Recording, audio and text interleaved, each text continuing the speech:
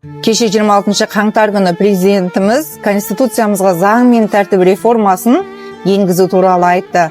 Ал бас прокуратурада прокурордың бірінші орынбасары Жандос Умаралиев былай деп отыр. Конституциялық реформа заң мен тәртіп қағидасын одан әрі өрбітіп, оны нақты өмірге айналдыруға бағытталған.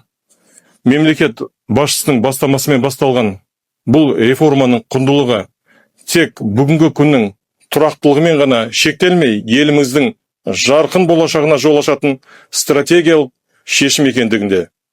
Тәртіп заңды құрметтеуден басталады, ал заң адамды құрметтеуден басталады. Жандос мырза, тәртіп заңды, заң адамды құрметтеуден басталады деп өте жақсы шегелеп айтты. 24 жылы 16 қазанда мен Умаралиевтің қабылдауында болған кезде ол кісі өзінің көмекшілеріне мына істі тез тергеу сотына жіберіп, бірінші сатыдағы соттың шешімін бұзуға жұмыс жасаңдар деп тапсырма беріп еді. Алайда іс жарты жолдан тоқтап қалды. Кейін сол прокуратурада азаматтарды қабылдау департаментінің бастығы Сәкен Төлеуовтің алдына барып, мән-жайды түсіндіріп, істі көрсеткен кезінде, иә, бұл жерде қылмыстық іс бар, қылмыстық іс ашылатын болады деп, расымен де көп ұзамай Ішкі істер министрлігінің және президент әкімшілігінің қолдауымен 385 баптың бірінші тармағы бойынша қылмыстық іс ашылған болатын.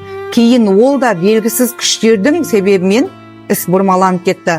Алматы қаласының прокуратурасында зам прокурор Шариповтың қабылдауында да бір емес, екі рет болып, екі қабылдауында да іс кішкене қимылдап, олар да тоқтап қалып жүрді. Енді құзырлы органдарға сұрағым, осындай өздеріне адал, халыққа көмектесейін деп шындыққа тура қарағысы келетін жандарды жолдан кім тайдырып жатыр? Егер заң барлығымызға ортақ болатын болса, неге қолындағы билігі бар қызметкерлер осындай кедергілерге күші жетпей жатыр? Осы президентіміздің заң мен тәртіп реформасы тезірек қолға алынып, прокурорлар шын мәнінде адамдарды құрметтеуден басталатын заңды қолдаса, онда осындай ортадағы жол кеселер жойылып, елімізде оң өзгерістер болатын еді. Жалпы біздің ісімізде қылмыскерлер анықталып тұр. Сол қылмыскерлерді жазаға тартатын бізде заң дұрыс болмай жатыр. Сондықтан мен реформаға сенгім келеді.